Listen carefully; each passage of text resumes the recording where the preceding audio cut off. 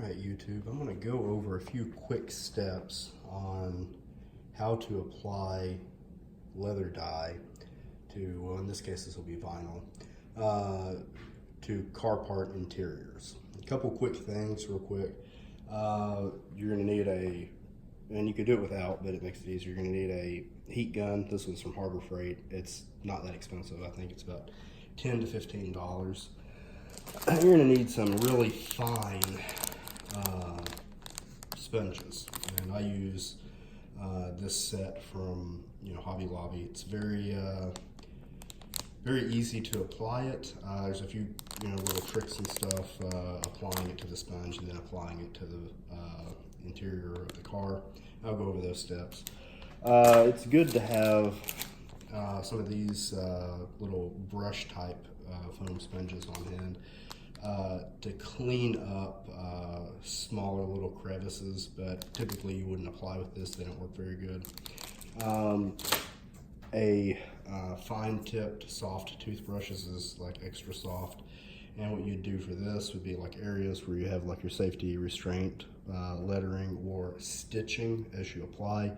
You could take this and you can get the dye out of the little crevices or stitches really easily. So it's very important to have this and to have one that's clean. It doesn't have anything on it. This one's actually never been used.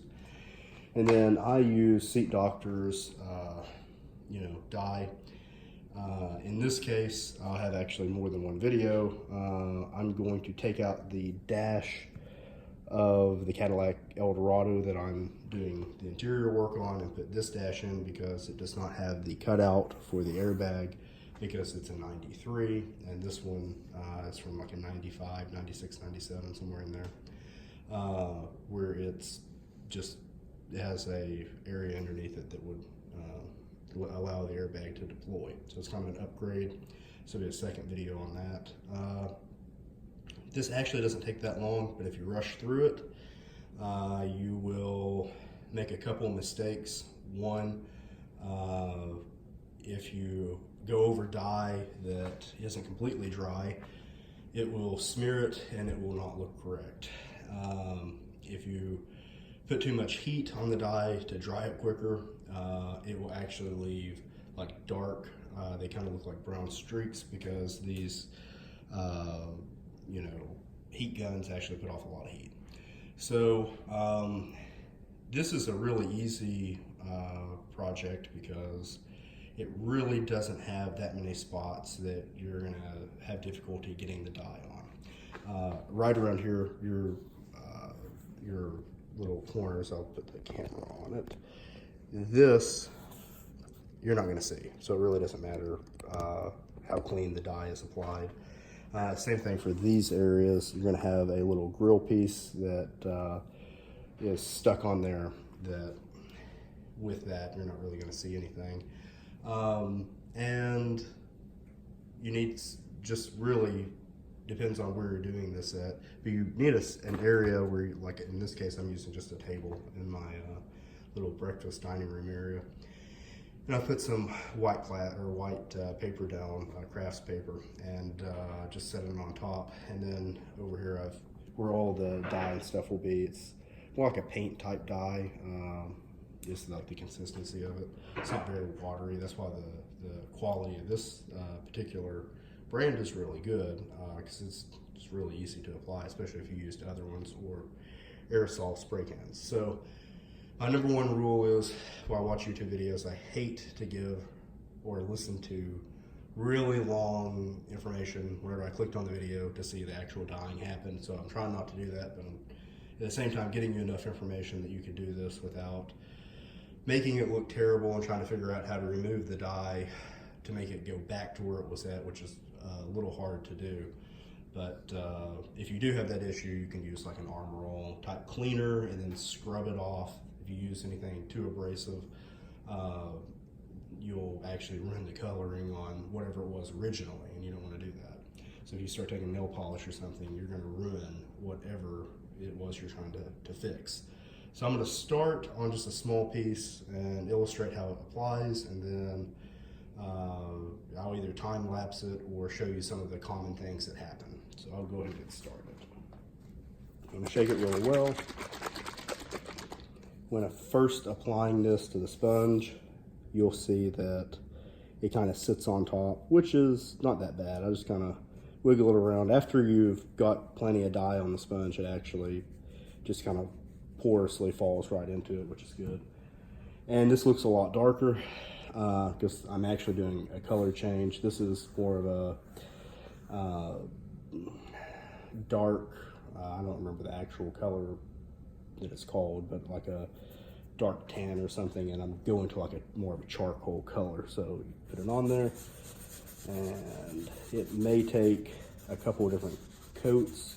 When you're doing a color change, when you're going from a, you just see how it kind of pools in there and then just kind of gets into the pores of the sponge. That's what you want. When you're doing a color change, if you go from a lighter color to a darker color, you don't need as much dye, but if you're going from a darker color to a lighter color, you need quite a bit of dye. I did a color change for the back seats of this particular car, and it was from a charcoal to a light gray because it's a two-tone car. It took quite a bit of dye to do that, about at least 10 ounces, and that's a lot of dye, because you just saw how little I used to cover this area, which would take a couple coats, but it's not a lot. When you apply the heat, you want to go in a quick pattern and on a 2. I don't do it on a 1 because I think it just does a quicker job by doing it on a 2. You cannot just aim it and then dry it because you'll burn it.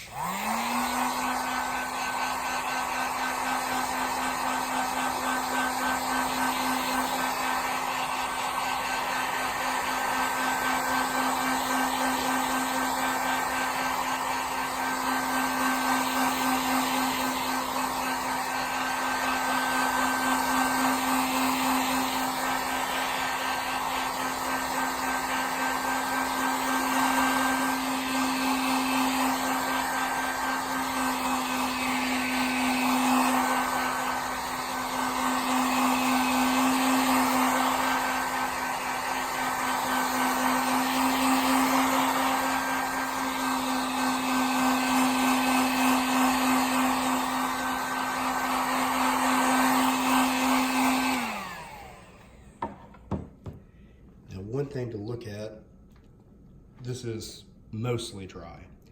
You'll see the darker areas here, over there, right there. They're not completely dry yet. So if you keep applying heat to it, it will dry it, but it'll leave it kind of a burnt color. Since it needs to, 2 or 3 coats, it really wouldn't matter in this case, but you can tell what's dry and what's not by looking at it. But if you have a more difficult time, like you're lighting or something, you could run your fingers across it, because if you get a little on you, it washes right off if you don't leave it on there. So as you can see, there's a few little spots that haven't dried completely. You'll just go back over them.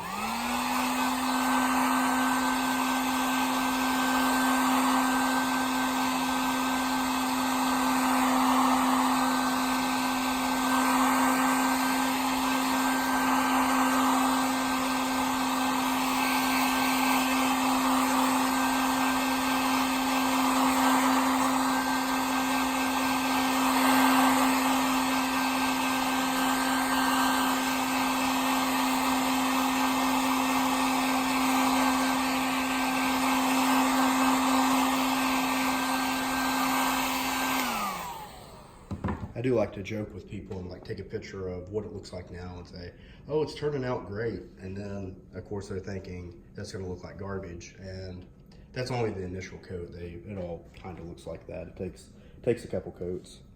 Just apply a little bit more on there. Typically I shake it each time or then a couple minutes. And there may be a little less dry right here. We'll just go over this.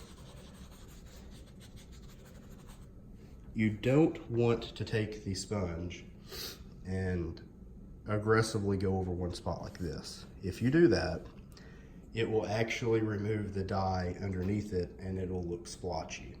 So what I mean by that is if you just keep rubbing, it's actually abrasive enough that it will remove the dye you just dried on there, because you're taking something wet and applying it to something that just was dry, and it's kind of reactivating it, I guess would be the best way to explain it.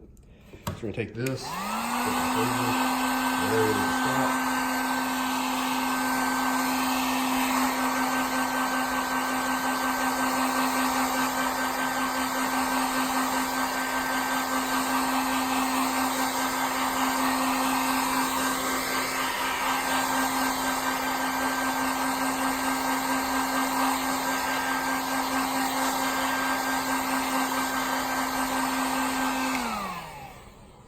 I got an excellent example of what it means to rub it in too much. If you look right here, it removed the initial layer of dye. So you don't want to do that. So, and it doesn't matter because I had to put more than one coating on it, but you just don't want to be, as I would say, erasing the progress that you just did. So, because every time you do that, you have to put probably at least one, if not two coats on it. So you have to go over it pretty quickly, which is right there.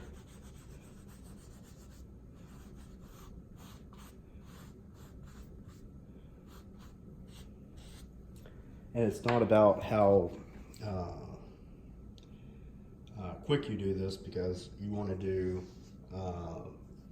you know, the light, you know, layers of dye, you know, several times to get a nice appearance. If you just put a bunch on there and let it dry, it's actually not going to turn out that well.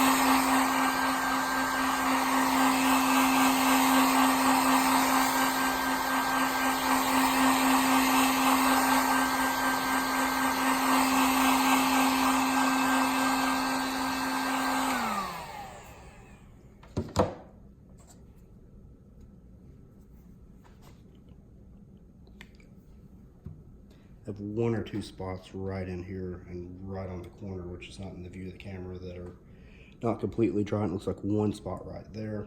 So I'm going to take this, I'm going to go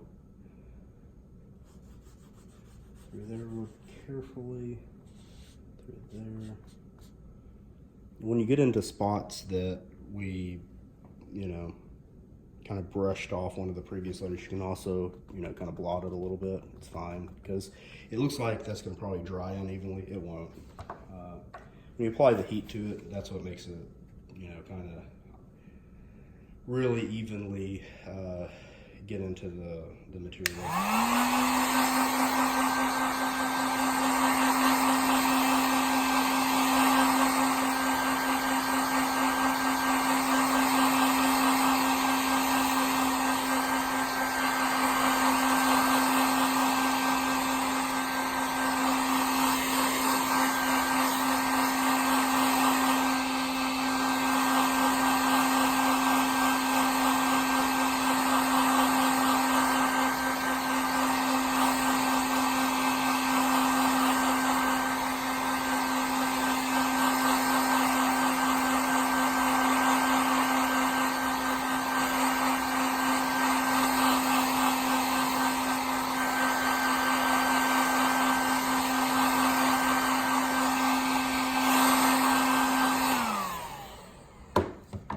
I'm going to show you how to do the SRS spot, which will take just, not even a lot, just a little bit of dye. And then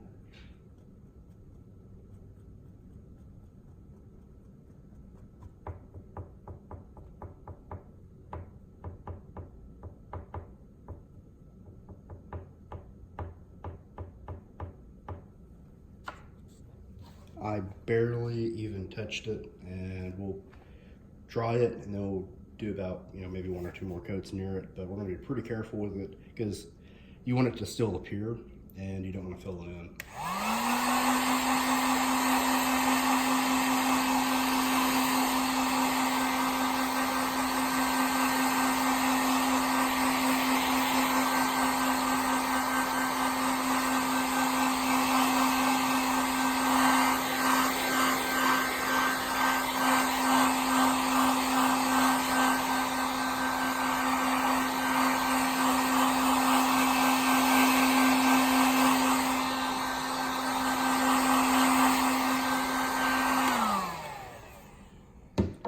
So you can already kind of see that there's a few little splotches here, right there, right there. I didn't fill that in at all. And then right in here, it's a little splotchy. And then what I'm gonna do to kind of illustrate the look of what this is going to be is I'm gonna go ahead and kind of shoot through the rest of this and then add that to this video.